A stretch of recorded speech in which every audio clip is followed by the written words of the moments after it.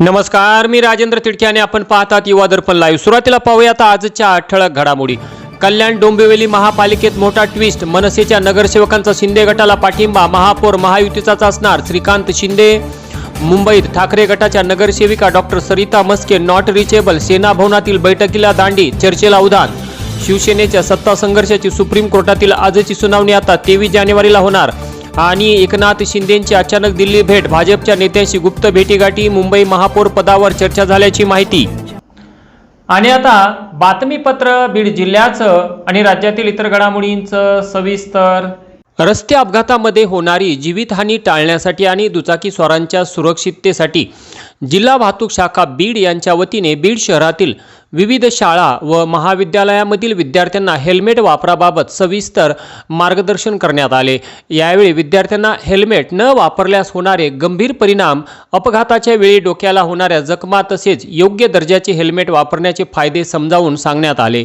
Helmet हे केवळ कायद्याची अट नसून जीवनरक्षक कवच आहे असे सांगत विद्यार्थ्यांमध्ये जनजागृती करण्यात आली। बीड जिल्हा वाहतूक शाखेच्या अधिकाऱ्यांनी स्पष्ट केले की उद्यापासून विना हेल्मेट दुचाकी चालवणाऱ्या वाहन चालकांवर मोटार वाहन कायद्यानुसार कठोर कायदेशीर कारवाई करण्यात येणार आहे।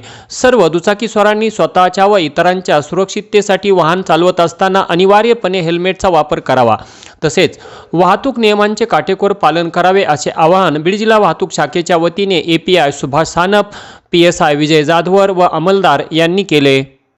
सायबर पोलीस ठाणे बीड येथे ऑनलाईन फसवणूक गुन्हा रजिस्टर नंबर 27/2025, तक्रारदार विलास ज्ञानोबा नाईकवाडे राहणार भगवान बाबा प्रतिष्ठानाजवळ पिताजी आनंद अपार्टमेंट बीड यांना ग्लोबल कॅपिटल FX कंपनीत गुंतवणूक करून दररोज 0.50 ते 1% व्याज मिळेल व 3 महिन्यात दाम दुप्पट करून देण्याचे आमिष दाखवत दिनांक 24/2/2025 ते दिनांक 3/4/2025 पर्यंत वारंवार रक्कम सेंड करायला लावून एकूण 5,38,500 रुपये ऑनलाईन पद्धतीने ट्रान्स्फर केले आहेत व 4,50,000 रुपये नगदी रक्कम आरोपी ज्ञानेश्वर दिगंबर चाटे यास दिले, असे एकूण 9,88,500 रुपये आर्थिक फसवणूक केल्याप्रकरणी सायबर पोलीस स्टेशन बीड येथे गुन्हा दाखल झाला आहे। तक्रारदाराने केलेले तक्रारीच्या अनुषंगाने सायबर पोलिसांनी तांत्रिक विश्लेषण व बँकेकडून प्राप्त माहितीवरून आरोपीचा शोध घेण्यात आला। या तपासातून फसवणूक करणाऱ्या आरोपीचे बँक खाते गोठवून त्यावरील 2,68,000 रुपये रक्कम गोठविण्यात आली, तसेच 2 लाख रुपये रोख जप्त करण्यात आले, असे एकूण 4,68,000 रुपये फसवणूक करण्यात आलेली रक्कम पोलीस अधीक्षक श्री नवनीत कामत यांच्या हस्ते आज तक्रारदार विलास ज्ञानोबा नाईकवाडे यांना सुपूर्द करण्यात आली। ही कारवाई पोलीस अधीक्षक, अप्पर पोलीस अधीक्षक, विभागीय पोलीस अधिकारी यांच्या मार्गदर्शनाखाली सायबर पोलीस ठाणे बीडचे PI निलेश केळे, API संदीप अराक, ASI भारत जायभाये, विजय घोडके, निलेश उगलमुगले, श्रीकांत टेकाळे यांच्या पथकाने केली। दिनांक 19/1/2026 सोमवार रोजी AHTच्या प्रभारी अधिकारी PSI पल्लवी जाधव यांना गुप्त माहिती मिळाली की दिनांक 5/1/2026 रोजी आमला, तालुका गेवराई, जिल्हा बीड येथे एका 14 वर्षीय मुलीचा बालविवाह झाला असून आज सत्यनारायणाची पूजा आहे। त्यावरून AHT टीम आमला गावात बालविवाह झालेल्या घरी दाखल झाली असता पोलिसांना पाहून सर्व पाहुणे मंडळी सैरावैरा पळू लागले व मुलीला कुठेतरी लपवून ठेवले। PSI पल्लवी जाधव यांनी मुलीचा घरात व इतरत्र शोध घेतला, परंतु मिळून आली नाही। इथे बालविवाह झालाच नाही असा घरातल्या लोकांनी बनाव केला। विवाह झालेल्या व्यक्ती पळ काढेल तोच त्याला ताब्यात घेऊन PSI पल्लवी जाधव यांच्याकडे लग्न झाल्याचा पुरावा फोटो असल्याचे सांगताच त्याने घाबरून कबुली दिली। सदर व्यक्तीचे नाव कृष्णा उर्फ बबन अनुरुद्र वरबडे, वय 30 वर्षे, राहणार आमला, तालुका गेवराई, जिल्हा बीड असे सांगितले। तसेच पीडित 14 वर्षीय मामाची मुलगी असून 1 तासानंतर मुलीला PSI पल्लवी जाधव यांच्या समक्ष हजर करण्यात आले। सदर मुलगी ही खूप घाबरलेली होती। तिला विश्वासात घेऊन तिचे समुपदेशन करण्यात आले। त्यानंतर PSI पल्लवी जाधव यांनी गावचे सरपंच व ग्रामसेवक यांना कॉल करून घटनास्थळी बोलावून घेतले व नातेवाईकांनी ग्रामस्थांना बालविवाहाचे दुष्परिणामाबाबत मार्गदर्शन केले। त्यानंतर पीडित मुलगी व बालविवाह करणारा कृष्णा उर्फ बबन वरबडे व त्याचे आईवडील यांना पोलीस स्टेशनला हजर केले व ग्रामसेवक यांना बालविवाह झाल्याबाबत गुन्हा दाखल करण्यास सांगितले। तसेच मुलीला तिच्या आईवडिलांसोबत बाल कल्याण समितीसमोर हजर करण्याबाबत सूचना दिल्या।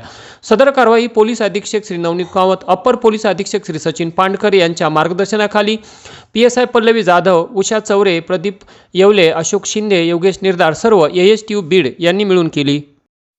बारामती येथे कृषी प्रदर्शन पाहून परत येत असताना जामखेड श्रीगोंदा रोडवरील मिरजगाव परिसरात झालेल्या भीषण अपघातात 2 तरुण शेतकऱ्यांचा मृत्यू झाला.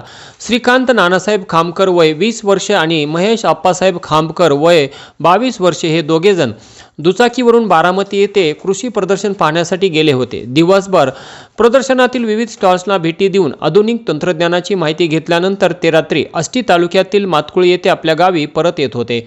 रात्रीच्या सुमारास मिरजगाव जवळील एका पुलावर समोरून येणाऱ्या एका अज्ञात वाहनाने हूल दिल्यामुळे दुचाकीवरील त्यांचे नियंत्रण सुटून दुचाकी पुलावरून खाली कोसळली. या अपघातात श्रीकांत खामकर यांचा जागीच मृत्यू झाला तर गंभीर अवस्थेत महेश खामकर यांना रुग्णालयात उपचारासाठी दाखल करण्यात आले. मात्र उपचारादरम्यान त्यांचाही मृत्यू झाला. दोन्ही तरुण हे नात्याने भाऊ होते. या दोन्ही तरुणांच्या पार्थिवावर त्यांच्या मूळ गावी वनवेवाडी मातकुळी तालुका आष्टी जिल्हा बीड येथे शोकाकुल वातावरणात अंत्यसंस्कार करण्यात आले. सातारा जिल्ह्यातील कोरेगाव तालुक्यातील भोसे येथे ऊसतोड मजुराचे पाय बांधून दगडाने ठेचून निर्घुण खून केल्याचा धक्कादायक प्रकार मंगळवारी दुपारी उघडकीस आला. मच्छिंद्र अंबादास भोसले वय 42 वर्षे राहणार उखळवाडी तालुका शिरूर कासार जिल्हा बीड असे खून झालेल्या ऊसतोड मजुराचे तर अजय राजेंद्र माने राहणार भोसे तालुका कोरेगाव जिल्हा सातारा असे खुनाचा गुन्हा दाखल झालेल्या आरोपीचे नाव आहे. मच्छिंद्र भोसले गेल्या 3-4 वर्षापासून ऊस हंगामासाठी जरंडेश्वर शुगर मिलसाठी काम करत होते. यावर्षीही ते आपल्या कुटुंबासह चिमणगाव तालुका कोरेगाव परिसरात वास्तव्यास होते. दिनांक 15 जानेवारी रोजी रात्री मच्छिंद्र भोसले यांना हॉटेलमध्ये जेवणासाठी म्हणून माने हा आपल्या शेतात घेऊन गेला आणि तिथे त्यांचे पाय बांधून दगडाने डोके ठेचून त्यांचा निर्घुणपणे खून केला आणि मृतदेह उसाच्या शेतात टाकून दिला. दरम्यान मच्छिंद्र भोसले घरी न परतल्याने त्यांच्या पत्नीने दिनांक 17 जानेवारी रोजी कोरेगाव पोलीस ठाण्यात बेपत्ता झाल्याची तक्रार दाखल केली. मंगळवारी सकाळी आरोपीचे वडील राजेंद्र माने शेतात गेले असता तेथे छिन्न विछिन्न अवस्थेत मच्छिंद्र भोसले यांचा मृतदेह आढळून आला. API प्रशांत हुले यांनी भोसले यांच्या पत्नीकडे चौकशी केली असता अजय माने यांच्यासोबत पती गेले होते असे पत्नीने सांगितले. त्यावरून पोलिसांनी तातडीने माने याच्याकडे रुग्णालयात जाऊन त्याची चौकशी करून या प्रकरणाचा उलगडा केला. मात्र या खुनामागील कारण मात्र अद्याप स्पष्ट होऊ शकले नाही. तर भोसले यांचा खून केल्यानंतर आरोपी अजय माने यांनी देखील भीतीपोटी विष प्राशन करून आत्महत्या करण्याचा प्रयत्न केला. त्यामुळे त्याला उपचारासाठी कोरेगाव येथील एका खाजगी रुग्णालयात दाखल करण्यात आले आहे. बीडचे पोलीस अधीक्षक श्री नवनीत कामत यांनी अवैध धंद्यांविरुद्ध सुरू केलेली क्लीन स्वीप मोहीम आता थेट आंतरराष्ट्रीय सट्टेबाजीच्या अड्ड्यापर्यंत जाऊन पोहोचली आहे. नेकनूर पोलीस ठाणे हद्दीतील कारेगावन परिसरात सुरू असलेल्या महादेव आणि लोटस ऑनलाईन सट्ट्यांवर पोलिसांनी धाड टाकून कोट्यावधींच्या उलाढालीचे रॅकेट उद्ध्वस्त केले आहे. एसपींच्या थेट आदेशाने आणि गोपनीय माहितीच्या आधारे पोलिसांनी ही कारवाई केली. पोलिसांनी घटनास्थळावरून 15हून अधिक महागडे मोबाईल, 4 लॅपटॉप आणि सट्ट्यासाठी वापरले जाणारे इलेक्ट्रॉनिक साहित्य जप्त केले आहे.